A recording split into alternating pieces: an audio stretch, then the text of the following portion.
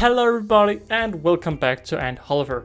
Today we are once again taking a look at the Formica Fusca colony, and in this episode I am going to be brood boosting them. And brood boosting is not something I've done before, so well, let's see how it goes. But before we start the video, go down and hit that subscribe button and hit that bell icon while you're at it. Let's start the video.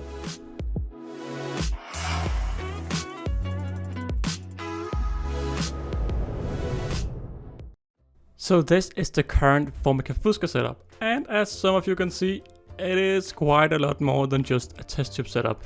That is because today I will make my Formica Fusca colony move from their test tube to this Ants of Europe nest. And well, some of you may say, isn't that colony a bit too small for that? And yeah, you are completely correct. This colony is definitely way too small to move. But we are moving them today, and as you can see we have a 4-way connector in the middle from High-Tech Ants that connects the Ants of Europe nest with a temporary outworld and their test tube.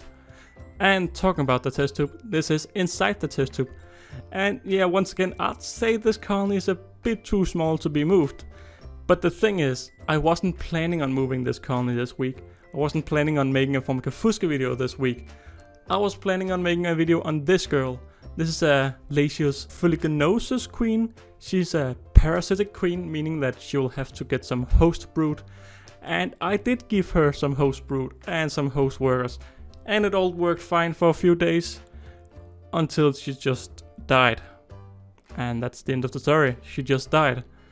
But before I found the Lasius brood I need to get her, I found some Formica brood. Now, if it wasn't for the naked pupae, I thought this would be Lasius brood, but it is a little bit bigger and, well, there's naked pupae, so this is clearly Formica Fusca brood. And, well, this Formica Fusca brood will have to go into this test tube today, because, well, I'm gonna brood boost them. And normally I don't brood boost, this is the first time I've ever brood boosted, but we'll see how it goes. And we're gonna start right away. So popping the lid off in my temporary outworld, and I really need to change this because this Formica Fusca colony is way too aggressive, meaning whenever I feed them or anything they just go crazy, and there's an escape protection layer on this. So I'm looking for a new outworld, but as you can see, quite a big brood pile, and the workers immediately go crazy over the brood. Now again, I can't really record this so well because it's just a little plastic box. But due to me pretty much just remaking the setup, the workers in the outworld actually didn't know how to get home to the test tube, because I just remade the setup a little bit. But here we have the nice new brood pile.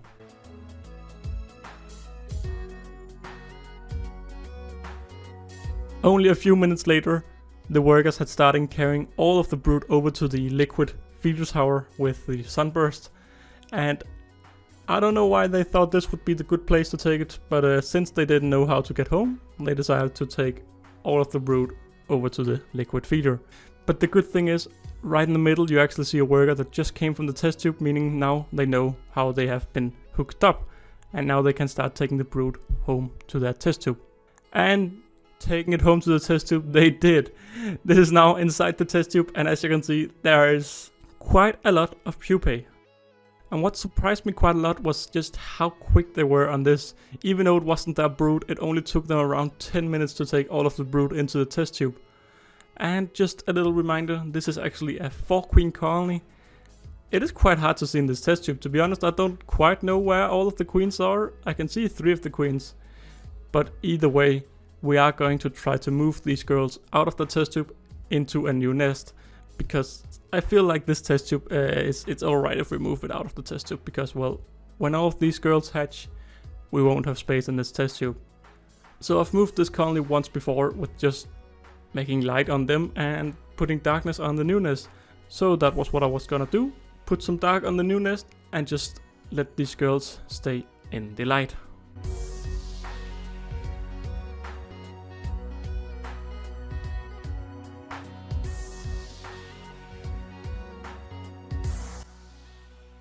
And overnight, the whole colony moved into the Ants of Europe nest. And it was just so easy. I came in the next morning and, well, the whole colony had just moved. So that was a job well done. And I could now rearrange the setup to make a more permanent setup. Now, I still really want to get a proper outworld because I can't really feed them in this outworld anymore because it's just too small compared to how crazy this colony is. And by crazy I mean they go crazy whenever I disturb them. So therefore I will need to make an outworld for them pretty soon. And this is just kind of a temporary setup still. But what was quite funny was the ants had decided to store a lot of their pupae in the 4-way connector. I think this is because the nest is a little bit too humid. I'm not too sure, but as soon as I started recording them and putting light on them, they were very quick to just take all of the pupae into the nest once again. But I just thought it was quite funny because, well, I just looked at them and they immediately started carrying all of this home again. And talking about home, this is inside the nest. On the left side is where we have the most humidity. That is where I have watered the sponge, and I think that is why there's not so much brood up there, because it's a bit too humid. But as you can see, this nest is pretty much the perfect size for them. It's a little bit big, but not really too big, so I think it's perfect for whenever the colony starts to hatch all of these pupae. And as you can see, the colony wasn't too happy with me recording them either. The queens went a little bit crazy, not too much. I was actually quite impressed because normally whenever I look at them, the whole colony just goes cray cray. But right here, it actually wasn't that bad.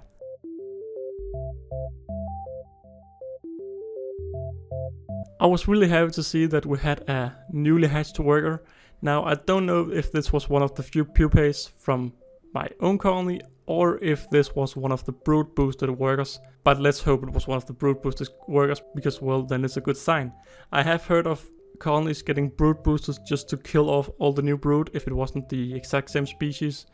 And to be honest, this looks like Fusca, but I'm not an ant pro, so it could maybe be a closely related species. I don't think so because it definitely looked like a Fusca species, but still they may decide to just kill all the workers. So I was just quite pleased with seeing this worker sitting here and being cleaned by the other workers. On the top side we have the most humid chamber, and we don't really have that many pupae, but we do have 2 of the queens.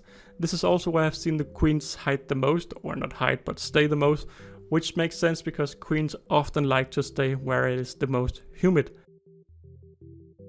I do have a little bit of a sad news because during this whole recording I think I only saw 2 different larvae. We have the one on the right side now, and we have another one in a second.